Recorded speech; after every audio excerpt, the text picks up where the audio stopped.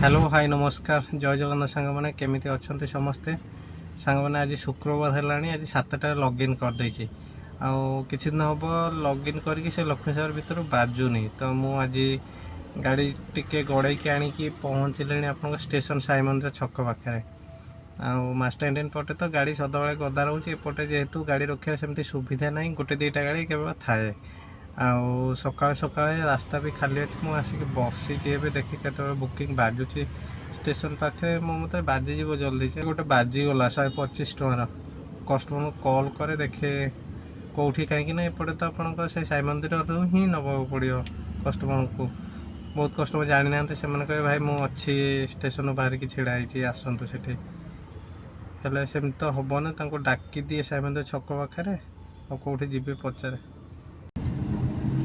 Customer आसिले मुझे opposite side आसतु से जी लिंगराज मंदिर पहुँचले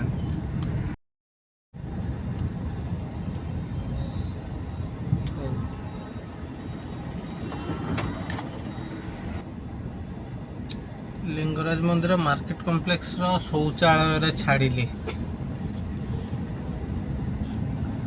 धीरे धीरे आगू जाकि मंदिर पाखे रही सीएनजी भी नहीं बेसी देखे सीएनजी टांके पाखापाखि कौट पकईला जब सीएनजी टा पकड़ पड़ो नेक्स्ट बुकिंग रे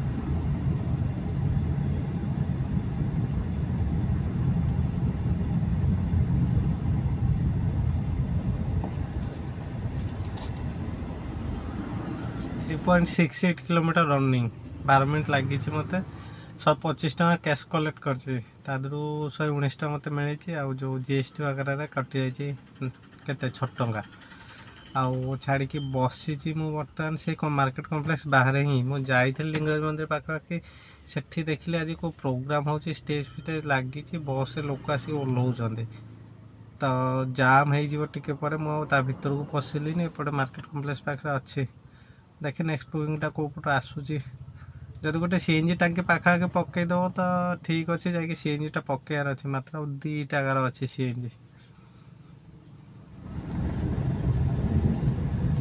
जो स्टेशन रु आसी पुणी से ही जी आप लिंगराज मंदिर पाखर आउ गोटे बाजिले रेलवे स्टेशन सी तो आनी आपंकर 119 मिले ये 108 देखी माने जीएसटी कटिकी आदि मिल बोधे 106 चलतु जहाँ तो मिलला 100 टका खराब न 3 किलोमीटर 3.5 किलोमीटर हम ये तो आप बुलिकी आसे बोला से मासुआ छक पाखर तो माने रथर गोटे पशि होनी बुलिकी आसे पड़ी तो टे डिस्टेंस अधिका तो ये बोधे आप 3 किलोमीटर भितर हम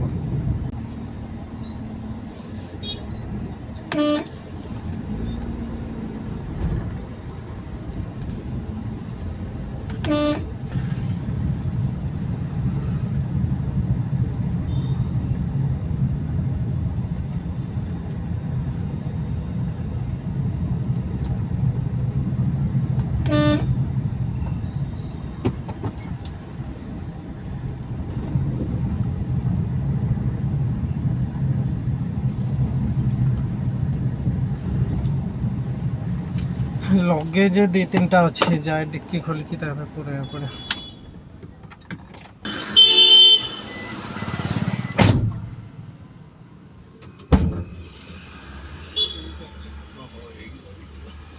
सीएनजी सकासे ये बही रख रख मत सुबुनी मु दिन बहुत रख सीएनजी सकासे लगेज जाई पारुनी आ सीएनजी न पैसा जाई पारुनी घर को सारे कौन करिया कोन एटा रही परियो एटा को आगे रे रख दबा सीट रे ए ऊपर थोई दे सामना पटे 3-4 जन जीवे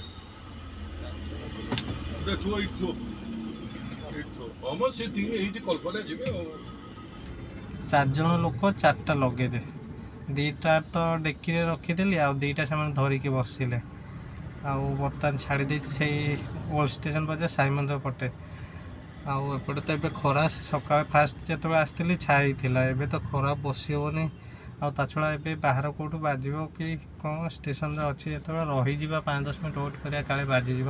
ଦେଖିପାରୁଛନ୍ତି ଖରା କେମିତି।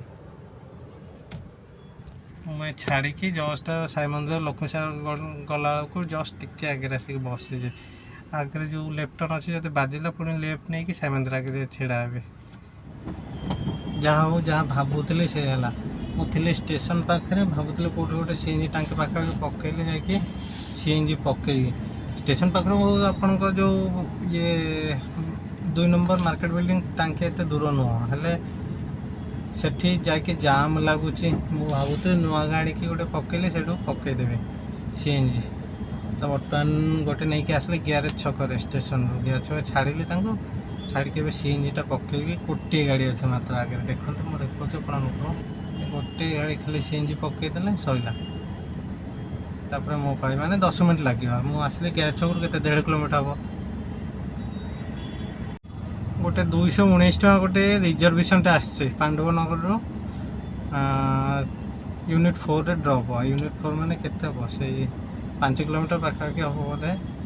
ତ ଯେହେତୁ ରିଜର୍ଭେସନ୍ ଅଛି ଆକ୍ସେପ୍ଟ କରିଦେଇଛି। 219 ଟଙ୍କା ଦେଖେଇଛି, ମାନେ ଏଇଠୁ ପାଣ୍ଡବନଗର କ'ଣ 3 କିଲୋମିଟର ପାଖାପାଖି ହେବ, ସେ ଯିବି 6-7 କିଲୋମିଟର ଭିତରେ ହେବ ଆଉ କ'ଣ ଟୋଟାଲ୍ ଟ୍ରିପ୍। ତ ମୁଁ ଭାବିଲି ମୋର ସିଏନ୍ଜି 10ଟା 10 ପିକ୍ ହେବ। ଏବେ ଟାଇମ୍ ହେଲାଣି ଆପଣଙ୍କର 9ଟା 25। ଭାବିଲି ମୋର ସିଏନ୍ଜି ପକାଇବାକୁ ଟାଇମ୍ ହେଇଯିବ। ତାପରେ ବସିକି କେତେ ସମୟ ବାଜିବ କି ନ ବାଜିବ, ତାଠୁ ଗୋଟେ ରିଜର୍ଭେସନ୍ଟା ନେଇକି ପଳାଇବି। ତ ଚାଲନ୍ତୁ ଆଗେ ସିଏନ୍ଜି ପକାଇବା ତାପରେ ଯିବା। ମୁଁ ଆସି କଷ୍ଟମର ଲୋକେସନ୍ରେ ପହଞ୍ଚି ଗଲିଣି। 10ଟା 10ରେ ପିକ୍ ହେବ। ବର୍ତ୍ତମାନ ଟାଇମ୍ ହେଇଛି 10। ତାମାନେ ଆହୁରି 10 ମିନିଟ୍ ବାକି ଅଛି। କଷ୍ଟମର କଲ୍ କରିଥିଲି ଯେ ସେ କହିଲା 5-7 ମିନିଟ୍ ଓହ୍ଲାଉଛି ତଳକୁ। ତ ଦେଖେ ଆସନ୍ତୁ। ଆଉ ଏଇଠୁ ଯାହା ଲେଖା ଆସିଥିଲା ମଧୁସୂଦନ ନଗର ଭୂମାନଗର, ମାନେ ୟୁନିଟ୍ 4 କେତେ କିଲୋମିଟର ହେବ, ଆଉ 3ରୁ 4 କି 6 କିଲୋମିଟର ଭିତରେ ହେବ, ମ୍ୟାକ୍ସିମମ୍ 5ରୁ 6 ଭିତରେ ହେବ। ତ 219 ଟଙ୍କା ୱେଟ୍ କରିବା ଆଉ କ'ଣ। ଡ୍ରପ୍ ଥିଲା 4 ନମ୍ବର କର କ୍ଲିନିକ୍ରେ। ତାଙ୍କୁ ଡ୍ରପ୍ କରିକି ବସିଲେ ମାର୍କେଟ ସାଇଡ଼୍ରେ। ଅଫିସ୍ ଟାଇମ୍ଟା ଅଛି ଏବେ, ଶୁକ୍ରବାର ବି ଅଛି। ଦେଖେ କେତେବେଳେ ବାଜୁଛି।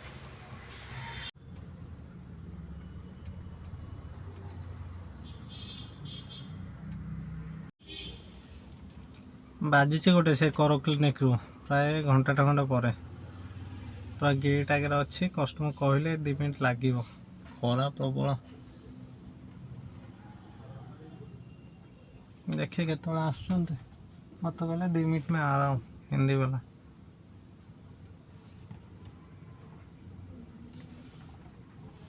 ଆସିଲେ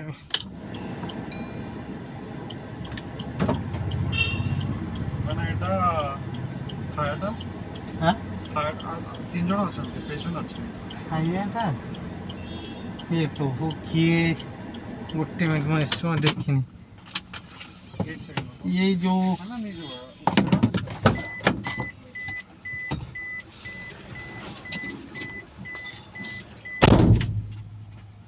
ସାଙ୍ଗେ ସାଙ୍ଗେ ଜଣେ ପେସେଣ୍ଟକୁ ଛାଡ଼ିଲେ, ବୁଢ଼ା ଲୋକ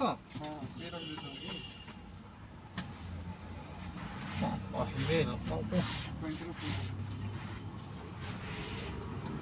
କାହାର ସେ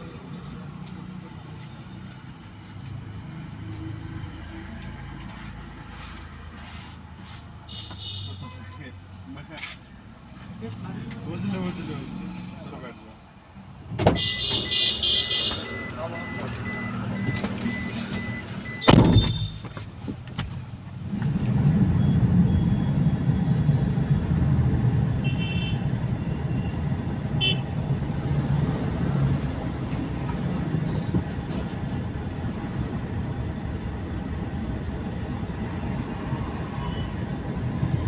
କ୍ଲିନିକ୍ରେ ଯେଉଁ ପେସେଣ୍ଟକୁ ଛାଡ଼ିଲି ସେ ସକାଳେ କିଛି ଖାଇନଥିଲେ ବୋଧେ। ସେ ଯାହା ବି ହଉ, ସେ ପଛ ଯେତେବେଳେ ବସିଲେ ସେଠି ମୁଁ ଆଉ ଲକ୍ଷ୍ୟ କରିନି, ଗୋଟେ କଂସାରେ କ୍ଷୀର ଆଉ ରୁଟି ନେଇକି ଖାଉଥିଲେ। ସେ ଯେତେବେଳେ ଓହ୍ଲେଇକି ଗଲେ ସେମିତି ସେ କଂସାଏ, ପୁରା ଏତେ ବଡ଼ କଂସାଟା ଛାଡ଼ିକି ଯାଇଛନ୍ତି। ମୁଁ ତ ଆଉ ଜାଣିନି, କଷ୍ଟମରକୁ ଛାଡ଼ିକି ମୁଁ ବସିଛି, ମୁଁ ପଛ ଆଡ଼କୁ ବି ଏତେ ଲକ୍ଷ୍ୟ କରିନି। ନେକ୍ସଟ ବୁକିଂଟା ପୁଣି ଯେଉଁ ଏବେ ଯେଉଁଟା ନେଇକି ଆସିଲି ବୁକିଂଟା, ସେ କର କ୍ଲିନିକ୍ରୁ ବାଜିଲା। ମୁଁ ଯେତେବେଳେ ଗାଡ଼ି ନେଇକି ତାଙ୍କ ପାଖରେ ଲଗେଇଲି, ସେ ବସିବାକୁ ବସିଲା ବେଳକୁ କହୁଛି ଭାଇ ଆଉ କ'ଣ ରଖା ହେଇଛି ଖାଇବାଟା ବି।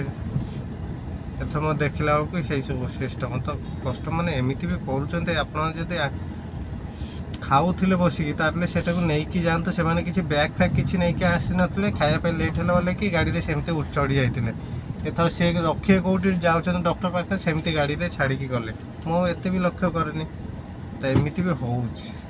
ଛାଡ଼ିଲି ଶିଶୁପାଳ ଗଳରେ, ଏବେ ବାଜିଛି ଆପଣଙ୍କର ପୁରୀ ବାଇପାସ୍ ଯେଉଁ ଟ୍ରୁ ଭ୍ୟାଲୁ, ସେ ଟ୍ରୁ ଭ୍ୟାଲୁରୁ ବାଜିଛି। ମୁଁ କଷ୍ଟମରକୁ ଫୋନ୍ କରି କହିଛି ସାର୍ ମୁଁ ଯାଉଛି ଲିଙ୍ଗିପୁର ପଟୁ, ଆଉ ୟୁଟର୍ନ ନେଇକି ଗଲେ ପୁଣି ଓଲଟା କେତେ ବାଟ ହେଇଛି, ଆପଣ ଟିକେ କ୍ରସ୍ କରିକି ଆରପଟେ ପଳେଇ ଆସନ୍ତୁ, ମୁଁ ସେଇଠୁ ପିକଅପ୍ କରି ନେଇକି ପଳେଇ ଆସିବି। ସେ ଯିବ ରେଲୱେ ଷ୍ଟେସନ୍ ସାଇ ମନ୍ଦିର ପାଖରେ, ଭାବୁଛି ତାଙ୍କୁ ଛାଡ଼ିକି ଘରକୁ ପଳେଇ ଖାଇବାକୁ। ଆଉ ତା ଛଡ଼ା ଟିକେ ଅଲଗା କାମ ଅଛି ଆଜି, ଆଉ ଲଗ୍ଇନ୍ କରିବିନି। ତ ଯାଉଛି ବର୍ତ୍ତମାନ କଷ୍ଟମର ପିକଅପ୍ କରିବାକୁ, ଦେଖିବା କ'ଣ ହେଉଛି। 1 ହେଲାଣି ଟାଇମ୍ ଆପଣଙ୍କର, ତ ଆଜି ଆଉ ଲଗ୍ଇନ୍ କରିବିନି, ଯାଉଛି ଘରକୁ। ଅର୍ଣ୍ଣିଂ କଥା ଯଦି କହିବା ଟୋଟାଲ୍ ହେଇଛି ଆପଣଙ୍କର 1240 ଟଙ୍କା। ଠିକ୍ଠାକ୍ ଅଛି, 7ଟା ଲଗ୍ଇନ୍ କରିଦେଲେ। ଏବେ ଟାଇମ୍ 1 ହେଲାଣି, ଆଉ 1240 ଟଙ୍କା। ଆଉ ଯଦି ଖାଇସାରିକି ଲଗ୍ଇନ୍ କରିଥାନ୍ତେ ଆଉ 1200 ହେଲେ ଟଙ୍କା 2500 ହେଇଯାଇଥାନ୍ତା। ସେ ଯାହା ବି ଆଉ ରେଗୁଲାର ତ ଫୁଲ୍ ଡ୍ୟୁଟି କରିହେବନି, ଯେହେତୁ ଆଜି ଘର କାମ ଅଛି, ଘରକୁ ବି ଦେଖିବାକୁ ପଡ଼ିବ। ଆଉ ସେମାନେ ଗୋଟିଏ କଥା କହିବି, ଆପଣମାନେ ବହୁତ ସପୋର୍ଟ କରୁଛନ୍ତି ମୋତେ, ବହୁତ ଭାଇମାନେ ରେଗୁଲାର ଆସିକି ମୋ ଭିଡ଼ିଓ ଦେଖୁଛନ୍ତି, ରେଗୁଲାର ଆସିକି କମେଣ୍ଟ ମଧ୍ୟ କରୁଛନ୍ତି। ସେଇ ଭାଇମାନଙ୍କୁ ବହୁତ ମୋ ହୃଦୟରୁ ବହୁତ ବହୁତ ଧନ୍ୟବାଦ। ଆଉ ଯେଉଁମାନେ ବି ନୂଆ କରିକି ଦେଖୁଛନ୍ତି ତାଙ୍କୁ ମୁଁ କହିବି, ଭାଇମାନେ ଦୟାକରି ଚ୍ୟାନେଲକୁ ସବସ୍କ୍ରାଇବ୍ କରନ୍ତୁ, ଲାଇକ୍ ସେୟାର କମେଣ୍ଟ କରିବାକୁ ଜମାରୁ ଭୁଲିବେନି। ଆପଣମାନେ ମଧ୍ୟ ରେଗୁଲାର କମେଣ୍ଟ କରନ୍ତୁ। ଆଉକୁ ମଧ୍ୟ ଏଇଭଳିଆ ଓଲା ଉବେର କ୍ୟାବ୍ ରିଲେଟେଡ଼୍ କିମ୍ବା ଅଦର ଟପିକ୍ରେ ବି ଭିଡ଼ିଓ ଆପଣମାନଙ୍କୁ ଦେବା ପାଇଁ ମୁଁ ଚେଷ୍ଟା କରିବି। ଆଶା କରୁଛି ଏଇ ଭିଡ଼ିଓରୁ ଆପଣମାନେ କିଛି ନା କିଛି ଜାଣିପାରିଥିବେ ଓଲା ଉବେର କେମିତି କ'ଣ ବେପାର ହେଉଛି। ଇଏ ନୁହଁ ଯେ ଆଜି ଏତିକି ବେପାର ହେଲେ କାଲି ସେତିକି ହେଉଛି, କି ତା'ର କିଛି ମାନେ ସେମିତି ଗ୍ୟାରେଣ୍ଟି କିଛି ନାହିଁ।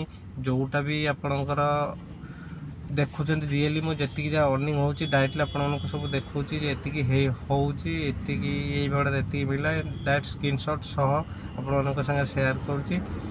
ତ ଆଜି ପାଇଁ ଭିଡ଼ିଓଟି ଏତିକି। ଯେଉଁମାନେ ବି ନୂଆ କରିକି ଦେଖୁଛନ୍ତି, ଆଉ ଥରେ କହୁଛି ଦୟାକରି ଚ୍ୟାନେଲକୁ ସବସ୍କ୍ରାଇବ୍ କରନ୍ତୁ, ଲାଇକ୍ ସେୟାର କମେଣ୍ଟ କରିବାକୁ ଜମାରୁ ଭୁଲିବେନି।